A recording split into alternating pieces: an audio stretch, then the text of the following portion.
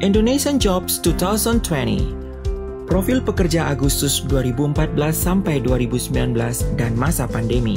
Pada Agustus 2019, jumlah penduduk usia 15 tahun ke atas yang bekerja di Indonesia mencapai 126,5 juta. Sebanyak 28,4 juta pekerja atau sekitar 1/5, 22,5% bekerja secara paruh waktu. Bekerja 35 jam atau kurang dan tidak mencari kerja lagi. Dan sebanyak 90 juta atau 71,1% bekerja secara penuh waktu. Dilihat dari jenis kelamin, lebih dari sepertiga, 38,5% pekerja Indonesia adalah perempuan. Hampir 1/5, 17,5% pekerja berusia 55 tahun ke atas. Sementara pekerja muda, 15-24 tahun, mencapai 13,7%. Pekerja yang berpendidikan tinggi, diploma dan universitas mencapai 12,4%, sedangkan yang berpendidikan SMA dan SMK masing-masing 18,3% dan 11,7%.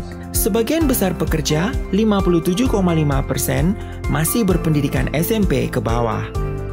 Pada Agustus 2019, kondisi pasar kerja sedikit menguat yang ditandai dengan tambahan jumlah pekerja sebanyak 2.510.169 orang atau naik 2% dibandingkan dengan Agustus 2018.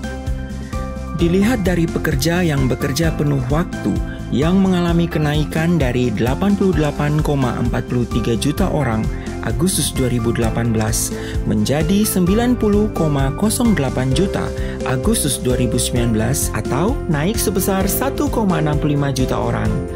Begitu pula, pekerja penuh waktu juga mengalami peningkatan dari sekitar 1 juta orang, 3,8%, dari 27,4 juta orang pada Agustus 2018 menjadi 28,4 juta orang pada Agustus 2019.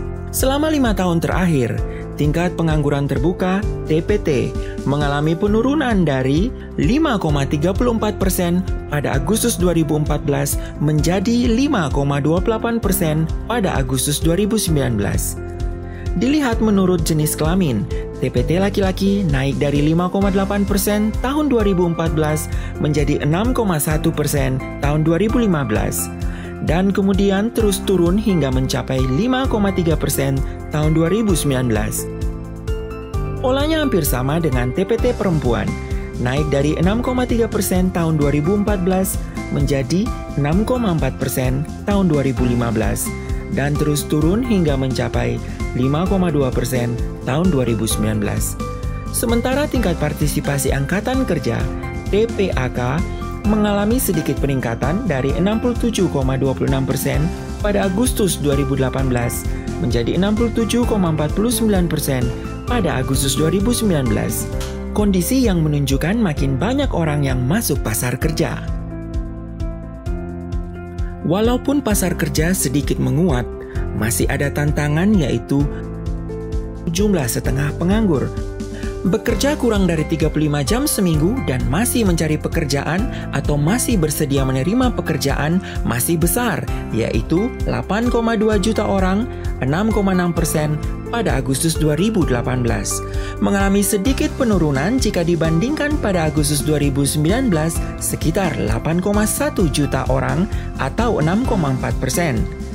Tantangan lain adalah lebih dari separuh pekerja bekerja di sektor informal, yaitu 55,7% Agustus 2019.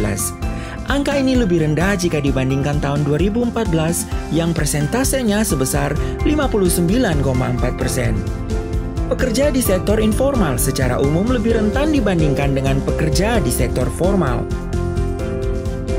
karena ketidakpastian upah dan tiadanya perlindungan sosial.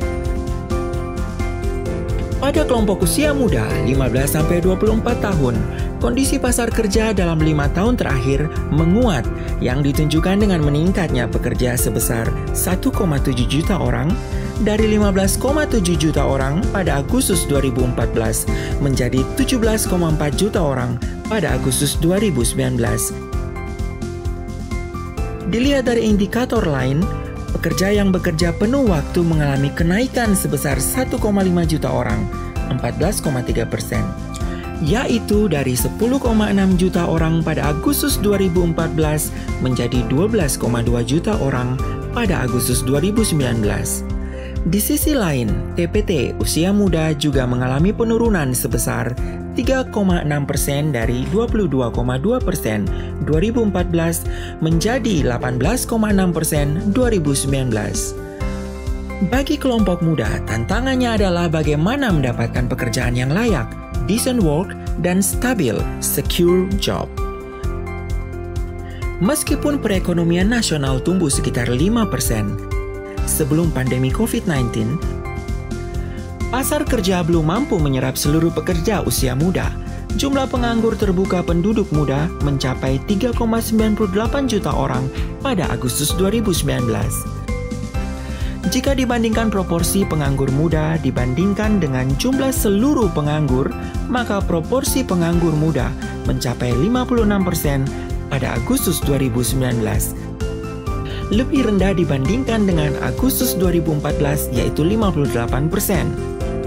Dilihat dari pendidikan pekerja, secara umum ada perbaikan pendidikan baik pendidikan tinggi maupun menengah.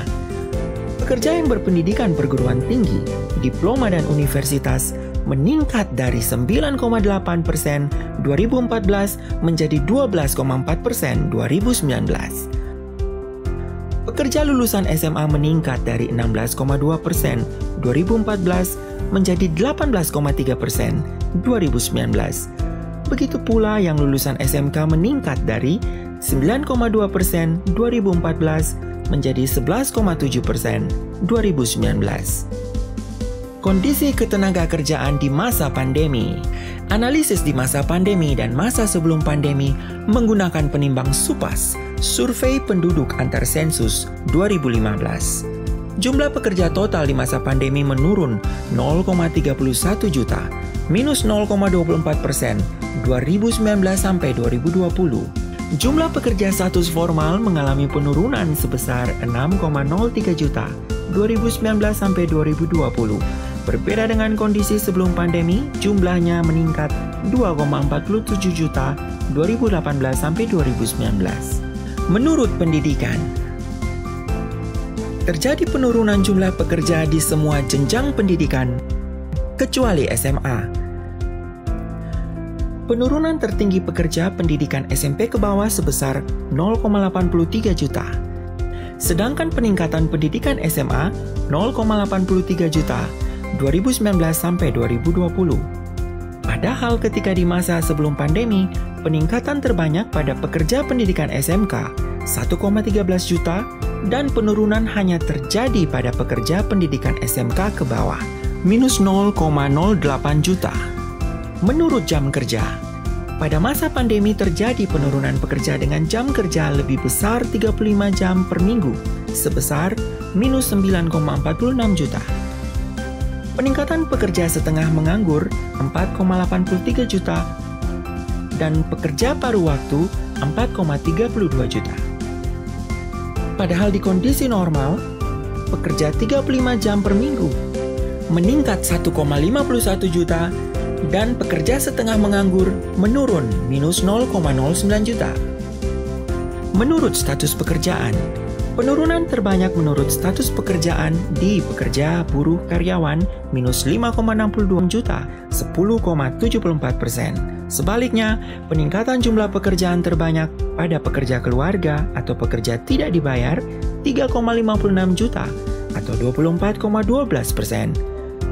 Berbeda dengan pola sebelum pandemi, peningkatan pekerja terbesar pada pegawai buruh karyawan 2,39 juta 2018 sampai 2019, sedangkan penurunan di status pekerja berusaha sendiri dibantu buruh tidak tetap 1,16 juta atau 5,77%. Penurunan jumlah pekerja di masa pandemi terjadi di hampir semua sektor.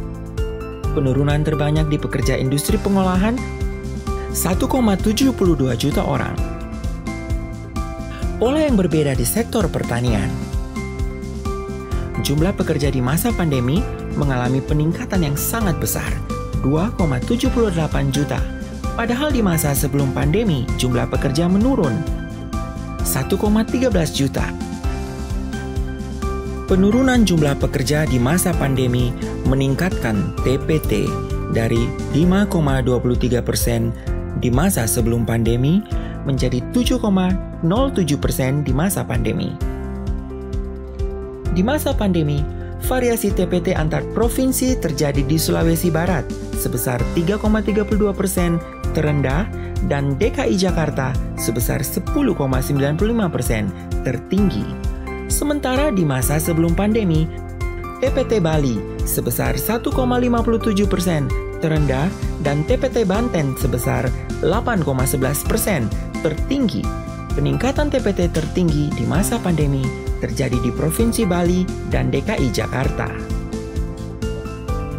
Dalam kondisi seperti ini, diperlukan koordinasi dan keterpaduan antara stakeholder yang terlibat dalam sistem informasi pasar kerja, yaitu mengelola informasi antara permintaan tenaga kerja sesuai laju pertumbuhan sektor usaha dengan penyediaan tenaga kerja, sektor jasa pendidikan dan pelatihan, dengan membuka atau menyiapkan sekolah-sekolah dan pusat pelatihan baik pemerintah dan swasta maupun pusat dan daerah. Di masa pandemi, perekonomian mengalami kontraksi sehingga penyerapan tenaga kerja berkurang. Apabila di tahun 2021 perekonomian kembali pulih, maka permintaan tenaga kerja akan meningkat. Untuk itu, maka informasi pasar kerja dapat membantu mempertemukan permintaan dan penawaran kerja yang sesuai, sehingga bisa menurunkan angka pengangguran. Di masa pandemi, pemanfaatan tenaga kerja yang mampu menggunakan teknologi 4.0 perlu lebih dipercepat karena pembatasan jarak sosial. Untuk itu, angkatan kerja baru hendaknya memiliki keterampilan untuk bisa memanfaatkan teknologi atau mampu untuk melakukan adaptasi teknologi yang lebih baru. Pemerintah pusat, provinsi sampai kabupaten kota bekerja sama dengan pihak Kadin, perguruan tinggi dan swasta lainnya bisa memulai mengadakan informasi pasar kerja, job fair, dalam bentuk virtual agar membantu menyerap tenaga kerja dan sekaligus memberikan informasi tentang pasar kerja, terutama pada masa pandemi.